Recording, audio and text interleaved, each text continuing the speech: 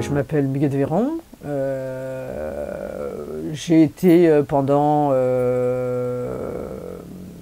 40 ans employé à la ville de Choisy-le-Roi dans plusieurs catégories d'emploi. En gros, l'enfance, en 2, la culture avec le théâtre, et en 3, toujours la culture avec travail dans la bibliothèque.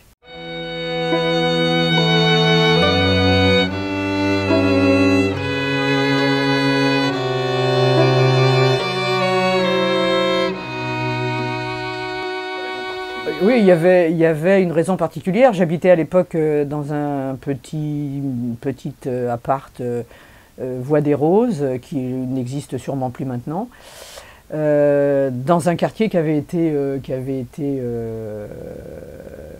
un peu pris d'assaut par la vague des Italiens qui étaient arrivés en France au début du siècle dernier. Et j'étais très bien là-bas, mais j'avais aucune commodité sanitaire et un appartement très insalubre. Et donc j'avais fait une demande de logement qui m'a été accordée. Et je suis arrivé ici avec un bonheur certain, puisque je n'avais à l'époque ni douche, ni water. Et quand je suis arrivé ici, effectivement, c'était assez le bonheur, quoi. Oui, tout de suite, je me suis plu dans ce quartier. C'était un petit peu... Bon, moi, j'avais pas envie d'habiter dans des grands immeubles, alors c'était un petit peu entre les deux, quoi. C'était pas ni des gros trucs.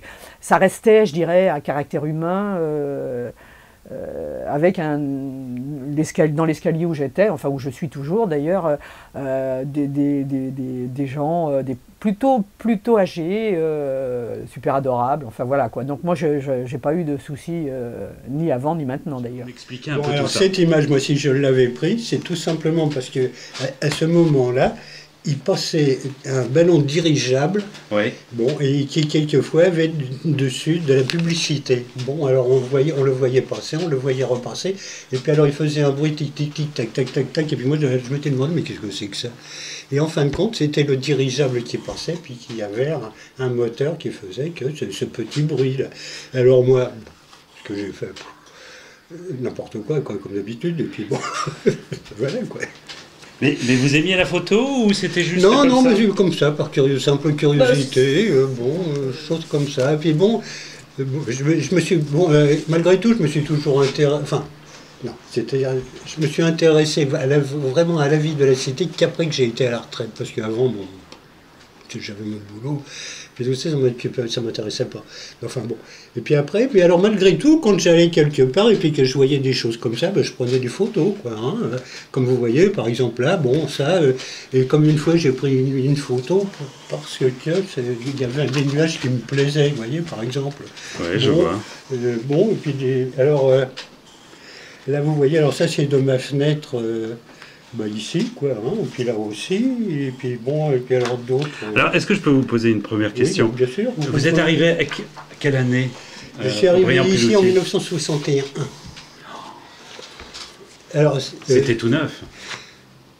Non, parce qu'il y avait une personne qui habitait là quand nous sommes arrivés avec ma mère, et puis c'était ma mère surtout, hein, parce que moi, et c'était ma mère, et nous avons obtenu ce logement-là parce que les gens qui habitaient ici avaient acheté un logement où on habitait, nous, à Fontenay-sous-Bois.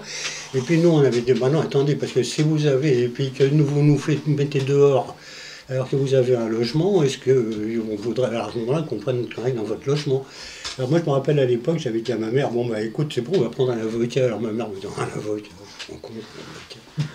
Et j'ai dit, si. Et c'est grâce à cet avocat que nous sommes arrivés ici. Alors moi, j'espérais n'y rester que 6 mois. Ça fait maintenant 40. En 61, nous sommes... je suis en train de vous raconter ma vie. Non, au contraire. Et puis voilà, quoi, c'est ça. Tout de suite bien plu à l'intérieur de Briand-Pelloutier. Ça m'intéressait pas. Moi, j'étais chauffeur de taxi parisien. Moi, c'était Paris. Paris. Et puis moi, ici, c'était ma chambre à coucher, quoi. D'accord. Alors, c'était ce qu'on appelait des cités dortoirs. La mémoire du quartier.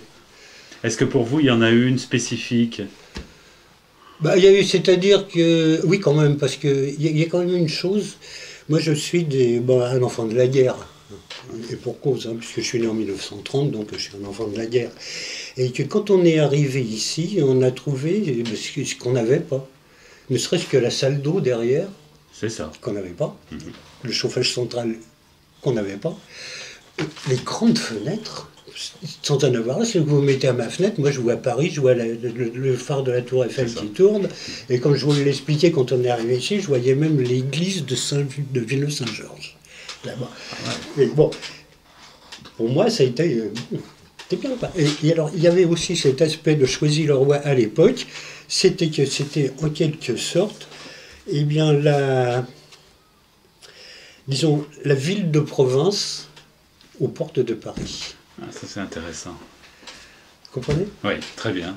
Et alors, et même encore maintenant, quand je vais au bout de l'allée, là, et puis que je vois, bon, qu'il y a ce terrain qui est bien calme, mais parce que là, alors je ne sais pas si vous le savez, ça, mais vous savez que là, le terrain qui est là derrière, en dessous, il y a une grande canalisation qui sont les grandes eaux qui descendent de Rungis, et que moi j'ai vu poser, et elle faisait 2 mètres de diamètre. C'est bien qu'en fait, c'est une rivière qui coule là au bout. Hein.